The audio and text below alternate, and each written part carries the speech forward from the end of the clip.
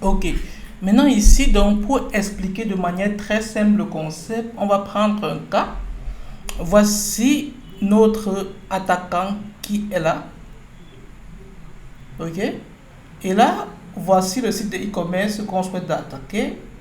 C'est vul.net. Donc, on fait un coup de vul.net. .net. Ok.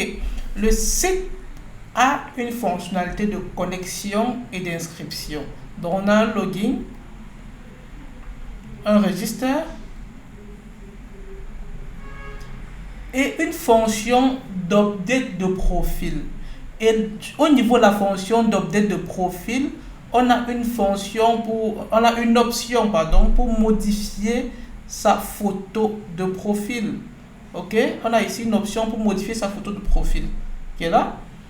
Le souci c'est quoi? C'est qu'au niveau de la modification de la photo de profil, les développeurs n'ont pas fait une validation ou une vérification stricte du type de fichier qui va être uploadé.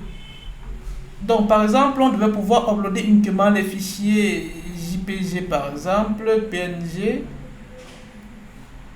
JPEG, etc. N'est-ce pas? Mais le problème ici, c'est que les attaquants ont juste ici au niveau de la fonction d'upload d'image, faire en sorte qu'on puisse uploader un fichier. Ils n'ont pas vérifié le type de fichier, ils n'ont pas vérifié la taille du fichier qui va être uploadé.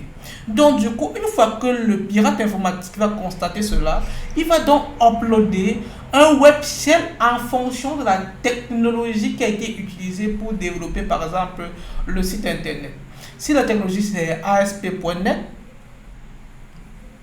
il va utiliser un web shell sur ASP. Si la technologie c'est PHP, il va utiliser un web shell PHP, Java, etc. Donc vous voyez que à cause d'une simple erreur de validation, l'attaquant réussit à prendre le contrôle total du serveur. Il peut avoir accès au code source, aux clés d'API, à toute l'infrastructure.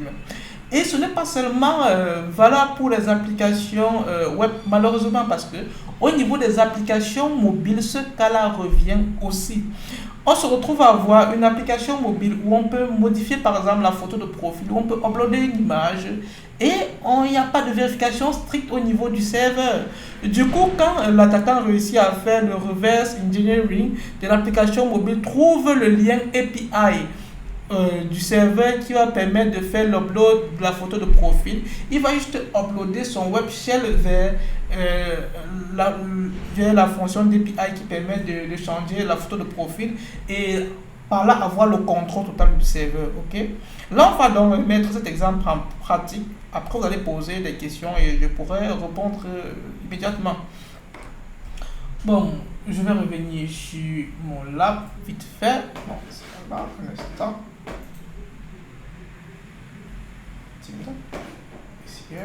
Ok, super. Donc voici donc notre site internet ici. Ok, tout est propre, nickel. Donc je vais me connecter à mon compte. Ok, Viewer et Peter comme mot de passe. Login. Parfait. Donc là, j'ai une fonction qui me permet de changer mon adresse email et une autre fonction qui me permet de changer ma photo de profil. Donc je vais commencer déjà par changer la photo de profil pour qu'on voit comment ça se passe. Let's stop. I think that I have picture here. Est-ce que j'ai une photo ici? Un instant. Ok, je vois image. Bon, PNG file. I think it's PNG file. Upload. On va prendre ça. Je fais upload.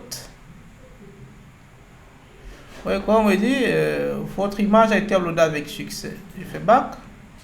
Et là, mon image s'affiche correctement. Vous voyez, voici ma photo de profil là qui s'affiche correctement. Donc ça c'est un utilisateur classique va faire cela. Mais le pirate informatique, lui, va pousser à l'extrême, il va réfléchir quelle peut être la vulnérabilité sur ce système. Et il va essayer d'uploader un fichier autre, un web shell ou autre chose. Donc je pense que j'ai un web shell quelque part ici. Secret, I think that. BS Epicure, document, bureau, pour l'instant, script.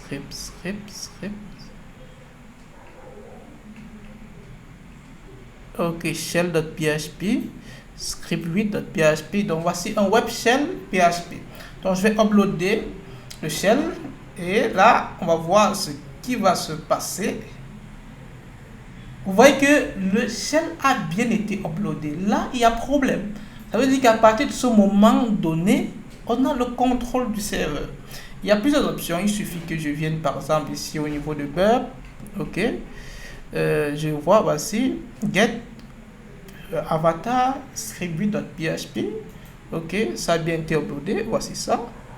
Ok, je peux faire un clic droit. Je vais faire show response in browser. Yes. On va aller là. CTRL J. Et là, vous voyez que j'ai mon shell qui est là. Mon shell est là. Et ce que j'ai à faire maintenant, c'est quoi? Parcourir les fichiers du serveur. Tout simplement, donc c'est fait parcourir. Vous voyez que j'aurai l'arborescence du serveur qui s'affiche là. Et je peux parcourir le fichier du serveur, télécharger d'autres fichiers, changer de permission et faire ce que je veux. Dans là, vous voyez que voici le web shell là, qui a été uploadé. Voici le dossier avatar ici. Donc je peux remonter. Vous voyez que je remonte, remonter. Vous voyez que là, je suis sur une autre arborescence, les backups, les libres, les locales, les logs et tout. Donc j'ai vraiment accès à tout sur le serveur à partir de ce simple web shell. Donc je peux remonter encore pour aller plus loin. Vous voyez que j'ai plein d'autres fichiers ici. Vous voyez que c'est là. Boot, dev, etc. Je peux aller là. Vous voyez que j'ai plein d'informations un peu partout. Ok. Vous voyez qu'à partir de ce web shell, j'ai réussi à avoir accès PWD, login, vous voyez qu'il y a tout. Donc on a tout. PayPal config, passwd, je peux télécharger. Donc vraiment, on a tout. Donc c'est pour ça qu'il faut faire très attention au type de fichier que vous allez uploader sur vos serveurs. Sinon, un attaquant pourra vous détruire en quelques secondes, tout simplement. Et je vous assure, sur les différents pentests que j'effectue au quotidien, cette vulnérabilité revient énormément. Et c'est problématique, c'est très problématique. On se dit, qu'est-ce qu'ils font? Voici Peter ici, user, voici Carlos par exemple là. Ok, je vois secret par exemple, je peux télécharger le fichier ici, parce que c'est un fichier secret par exemple, c'est un fichier qui me parle. Ok.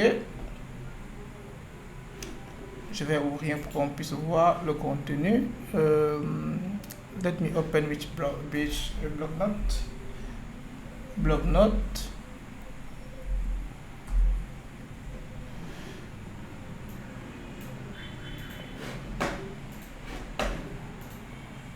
Oh, what's happened?